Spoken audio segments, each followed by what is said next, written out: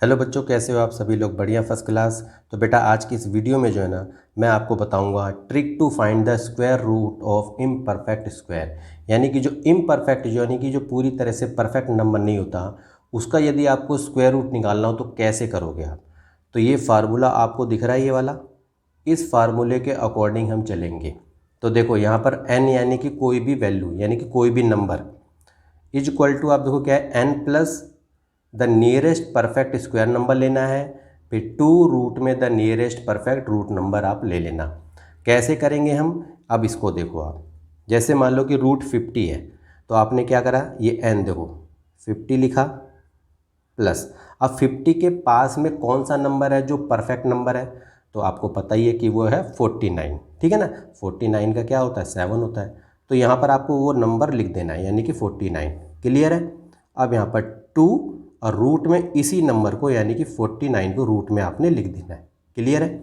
इसको यदि आप प्लस करोगे तो ये आपका आ जाएगा 99, और ये आपका हो जाएगा 2 इंटू में रूट 49 का क्या होता है, 7। तो देखो 99 अपॉन में हो गया 14, और यदि 99 अपॉन में 14 को आप डिवाइड करो तो 7.071 आपका ये आ जाएगा। क्लियर है? ठीक है ना।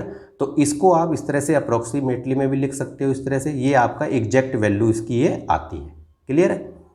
अच्छा, अब इसको देखो आप, जैसे 68 है, 68 तो सबसे पहले तो हमने देखो यहाँ पर 68 ही लिख दिया प्लस।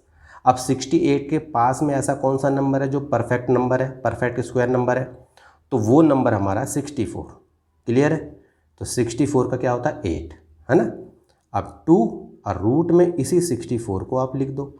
इन दोनों को यदि आप प्लस करोगे तो देखो आप, ये हो गया आपका 132 हो गया, और ये 2 इंटू में रूट 64 का क्या होता है, 8। तो आपने करा 132 और अपॉन में 16। अब 132 को 16 से डिवाइड करोगे आप तो ये आपका आएगा 8.246। तो ये आपका नंबर आएगा। ठीक है, अप्रोक्सीमेटली में यदि आपको लिखना हो तो देखो 8 पॉइंट, अब ये जो आपका दे रखा है 2, अब ये देखो 4 के बाद यहाँ 6 है, तो ये अगला नंबर 5 कर सकते हैं आप। तो आप अप्रोक्सीमेटली में 8.25 लिख सकते हो। क्लियर है? अच्छा देखो, आप इसी तरीके से दो चार एक देखोगे ना आप सवाल को, तो अच्छी तरह से आपको समझ में आ जाएगा। अब देखो 78 है, 78 क्या करेंगे, देखो हम 78 लिखा। अब 78 के पास में कौन सी ऐसी नंबर है जो परफेक्ट नंबर है, यानी वो है 81। ठीक है, अब यहाँ पर 2 रूट में 81 लिख दिया। अब इन दोनों को मैंने प्लस किया तो ये हो गया 159, और ये 9 होगा इसका रूट 81 का, तो 9 दूनी हो जाएगा हमारा 18। 159 को 18 से डिवाइड करोगे आप तो आपका आएगा 8.8317, और यदि आपको इसको अप्रोक्सीमेटली में लिख दो तो 8.833 लिख सकते हो, इस तरह से। क्लियर है?